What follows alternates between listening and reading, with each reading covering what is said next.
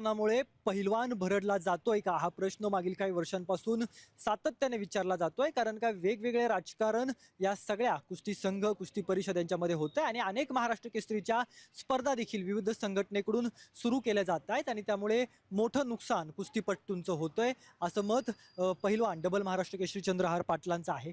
काय नेमकं तुम्हाला दिसतंय कारण का संघ होता परिषद होता त्यांच्याकडून वेगवेगळ्या कुस्त्यांच्या स्पर्धा होत होत्या यामध्ये पहिलवान कसा भरडला जातोय?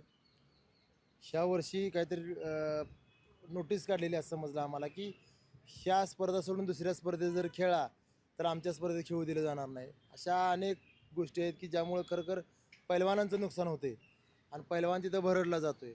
दुसरी गोष्ट जे मागच्या वर्षी 2 महाराष्ट्र केसरी झाल्या त्याच्यापूर्वी 2 महाराष्ट्र केसरी झाल्या ह्या वर्षी 4 महाराष्ट्र केसरी होणार आहेत. सरकार ह्यातला कुठला महाराष्ट्र केसरी अधिकृत धरणार आहे, कुठल्या महाराष्ट्र केसरीला पेन्शन चालू करणार आहे, कुठल्या महाराष्ट्र केसरीला सरकारी नोकरीमध्ये समाविष्ट करून घेणार आहे, कुठल्या महाराष्ट्र केसरीला जमीन असेल घर असेल मिळणार आहे. हे आज पैलवानांच्या पुढे पडलेला महाराष्ट्र केसरी झालेल्या पैलवानांच्या मध्ये प्रश्न आहे. तो त्याच्या मनात पडलेला प्रश्न आहे की आपल्याला अधिकृत धरते का अनधिकृत धरणार आहे सरकार आणि आपल्याला पेन्शन चालू होणार आहे की नाही होणार किंवा सरकारच्या नोकरीमध्ये समाविष्ट करून घेणार आहेत किंवा नाही येणार.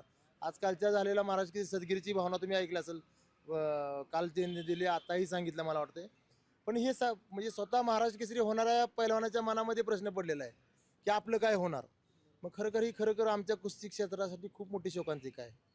कारण ह्या गोष्टी गेली 60-60 वर्ष झालं जी महाराष्ट्रामध्ये एक महाराष्ट्र केसरी स्पर्धा चालू आहे आणि ह्या 2-3 वर्षातच त्या संघटनेच्या वादाची कीड त्या आमच्या महाराष्ट्र केसरी पदाला लागलेली आहे.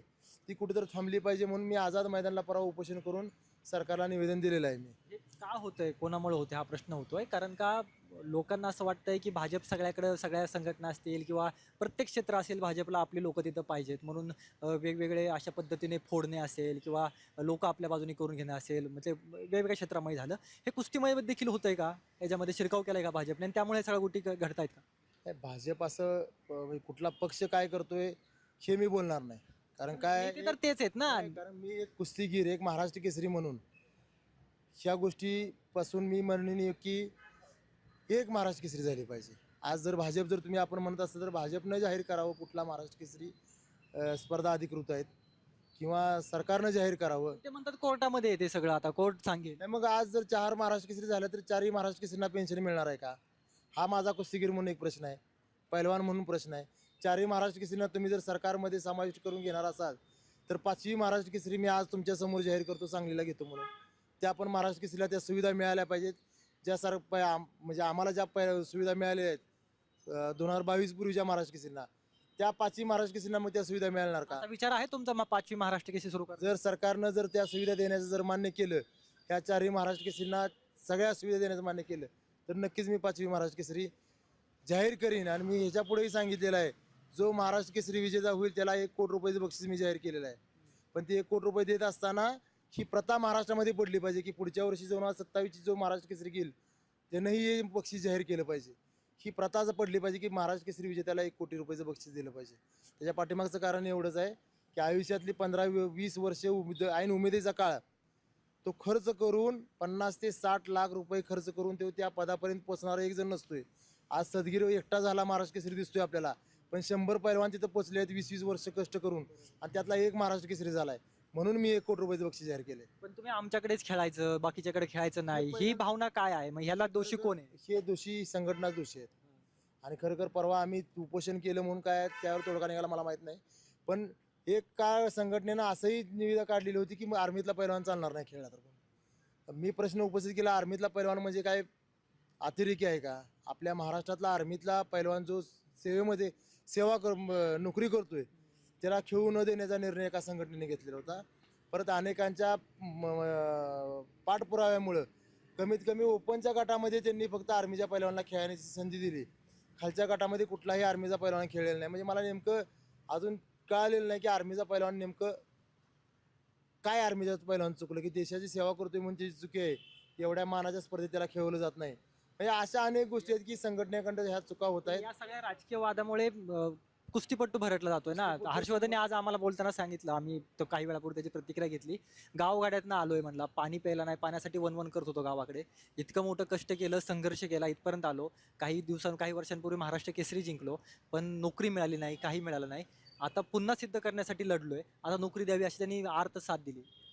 आता हेच मी गेल्या वर्षीपासून हा लढा लढतोय की आता त्यानं आज अर्थ हाक दिलेली आहे. पुढच्या महिन्यात जर महाराष्ट्र केसरी स्पर्धा झाली, तोही पैलवान अर्थ हाक देणार आहे, तो आहे आमचाच पैलवान आहे. तर त्यावेळी सरकार हाक ऐकणार कुणाची? आणि खरं दोन्ही महाराष्ट्र केसरी, चारही महाराष्ट्र केसरींची हाक ऐकणार असेल तर मी अजून म्हणतोय तुम्हाला, मी जे आज तुमच्या कॅमेऱ्यापुढे बोलतोय त्या पद्धतीची महाराष्ट्र केसरी यावर्षी मी सांगलीमध्ये भरवतो. पण त्या सर्व महाराष्ट्र केसरींना अधिकृत पण हा तोडगा आहे का? हा तोडगा तोडगा नाही, तोडगा 100% नाही. त्यातनं तोडगा निघाला पाहिजे म्हणूनच आमचा प्रयत्न चालू आहे. हा 100% तोडगा नाही. ह्या पदाची हेळसांड होणार आहे हे माझ्या पण लक्षात येत नाही. कारण एका वर्षी 5 महाराष्ट्र केसरी. पण तुम्हाला मी मगाशी सांगितलं की हे आज जी 4 महाराष्ट्र केसरी किंवा सदगीर जरी झाला असला आज महाराष्ट्र केसरी, तर हा रेकॉर्ड प्रमाणे 2025चा महाराष्ट्र केसरी झाला आहे. आणि 2026चा महाराष्ट्र केसरी नोव्हेंबर-डिसेंबरमध्ये परत होणार आहे. हे कुस्तीगीर संघाचा झाला. उद्या भव्य कुस्तीगीर परिषदेनं जाहीर केली, अजून 2 संघटनांनी जाहीर केली, तर ह्या वर्षात 4 महाराष्ट्र केसरी महाराष्ट्रात तयार होणार आहे. आणि 8 महाराष्ट्र केसरी तयार होणार आहेत. 2025चे 4 आणि 2026चे 4 असे 8 महाराष्ट्र केसरी होणार आहेत. आणि जर त्या 8 सुविधा जर देणार पण असेल आता हे सरकार, सरकार कितपत याच्यामध्ये हस्तक्षेप करेल किंवा काय करेल? या सगळे जे कुस्तीपट्टू आहेत ना, सगळे खेळाडू आहेत ना, सगळ्यांना कुस्ती पुढे न्यायची आहे ना, आपल्या राज्याचं नाव मोठं करायचंय. सगळे एकत्र बसून का ठरवत नाही? तुम्ही असाल, मग बाकीच्या संघटनेचे असतील, इकडे भोंडवे आहेत, हे सगळेजण एकत्र बसून ते का नाही मग ठरवत? मिटलं नाही म्हणूनच हायकोर्टात एकत्र बसले पाहिजेत ना, एकत्र बसून ठरवलं पाहिजे. अनेक वेळा बसलेत, अनेक वेळा अनेक बैठका झाल्या, तर एवढं खोलातलं मला काही माहिती नाही. पण एक कुस्तीगीर म्हणून माझी भावना आहे. आणि त्या कुठल्याही संघटनेचे मी पदाधिकारी नाही, ना कुस्तीगीर संघाचा, ना कुस्तीगीर परिषदेचा, ना आमच्या जिल्हा तालीम संघ असेल किंवा जिल्हा कुस्तीगीर संघ असेल, कुठल्याही संघटनेचा मी पदाधिकारी नाही. पण महाराष्ट्र केसरी म्हणून एक पैलवान म्हणून हे मला वाटतंय.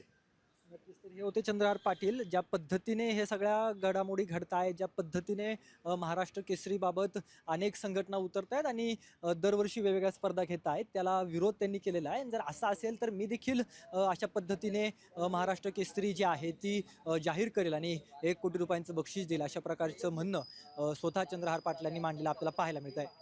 कॅमेरा पर्सन दीप मिश्रासह रोहन कदम, जय महाराष्ट्र न्यूज, पुणे.